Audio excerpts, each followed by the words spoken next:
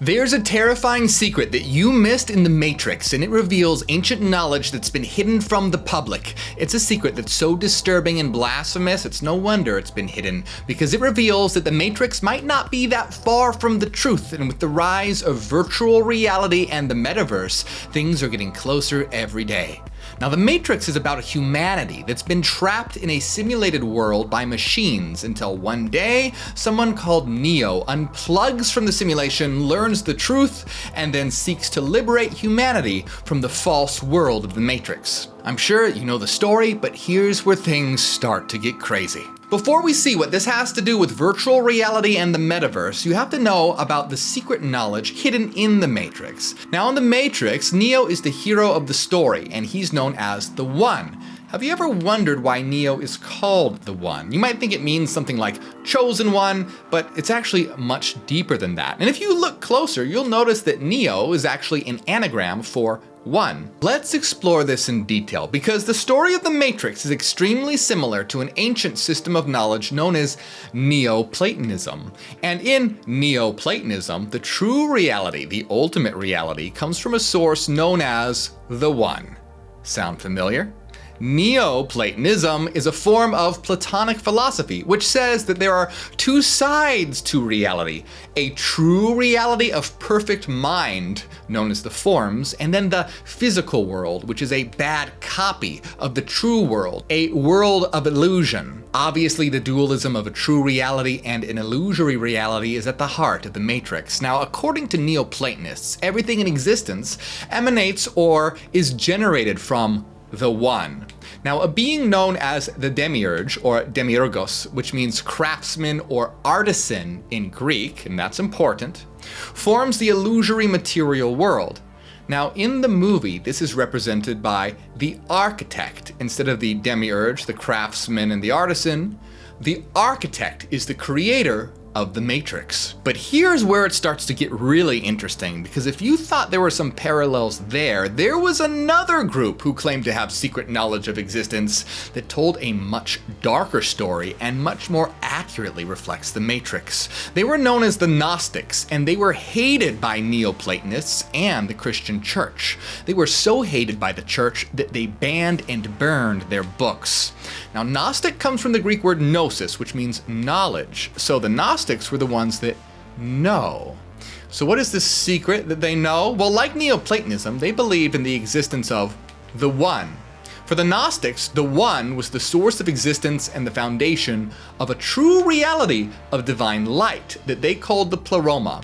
Like the Neoplatonists, they believed in the existence of the craftsman, the demiurge. But for Gnostics, the demiurge was the epitome of evil. It was so evil they considered it to be Satan. And the reason the Gnostics were hated by the church is that the Gnostics equated the evil creator god with the God of the Bible. Now, you won't believe how close this is to the Matrix. See, the evil demiurge creates the material world, which is a false world of illusion, just like how the architect creates the computer-generated world of the Matrix. The material world, unlike the realm of divine light, is a realm of suffering and darkness. So much so, the Gnostics considered it to be hell. This is similar to how the sky in the Matrix is covered in darkness, blocking out the light. Welcome to the desert of the real. The evil creator, the demiurge, then takes pieces of the divine light, that is, souls, wipes their memories, and traps the souls in bodies in the illusory material world. Why does he do this? Because the demiurge needs the divine light to power his evil creation, just like the machines plug humans into the false world of the Matrix in order to harvest the energy of humans like batteries. The Gnostics talk about two tombs or prisons, the prison of the material world and the prison of the body. And the demiurge generates evil servants known as archons or rulers that act as cosmic prison guards whose duty is to keep humanity trapped, blind, asleep, and ignorant in the false world of matter, just like the agents in the Matrix that serve to keep humanity asleep and in line so that they don't unplug. But what about Neo, and how is he related to the One? Neo is able to unplug from the Matrix and learn the truth about himself and the real world. As the One, it's his mission to return to the false world of the Matrix and liberate humanity, and so they may access the true world. In Gnosticism, there is a being known as the illuminator, and the illuminator is an emissary or messenger from the One who comes from the realm of divine light, but descends into the false, hellish, fake material world in order to help humanity escape. Gnostics believed in reincarnation, so even death wouldn't allow them to escape. So how could they possibly escape? They believed that knowledge is what would allow them to escape. That is, by realizing the world around them wasn't real at all and coming to realize that they aren't just their bodies, but they're actually divine beings from the realm of light.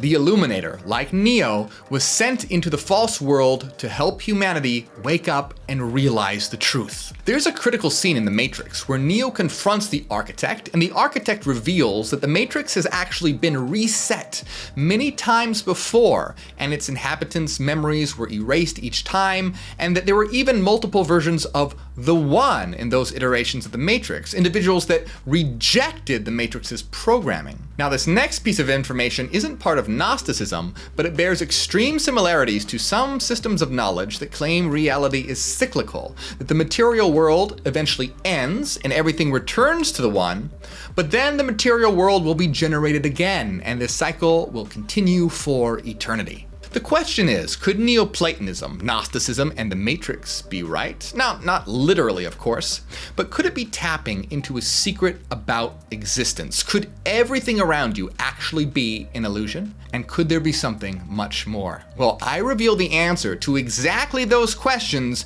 in my other videos on my channel, but first, we need to talk about virtual reality and the Metaverse. Because the Metaverse is being called a new virtual world that will replace the internet and become a new form of social media. Facebook has even changed its name to Meta and wants to establish its own Metaverse. It's going to be a blend of virtual and augmented reality where you can wear a headset and enter a virtual universe. Facebook, or Meta, is even working on haptic gloves that will let you feel things inside the Metaverse.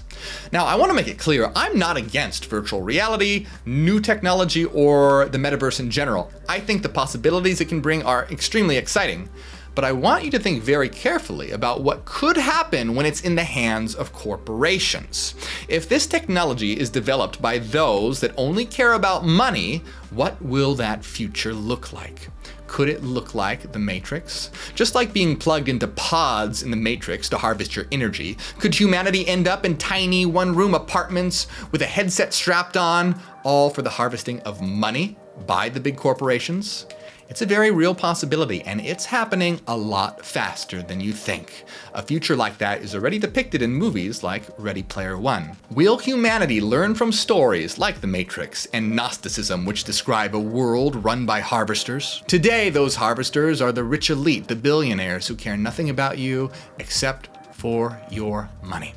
Ultimately, it's time we take back our world and take back our minds. We are those that realize what we are and will transform the world. Join us and help us create a new world now. If you enjoyed this, check out my video on the secret message that you missed in Squid Game. And if you feel like you've ever learned something from my channel or got something from my videos, consider supporting on Patreon. You help me, I help you, we help the world. It's a feedback loop. And you'll get access to our weekly secret live streams, hidden Discord server, The Citadel, and a lot more. My name is Morgue, and I am Hyperion. Hail, New Terra.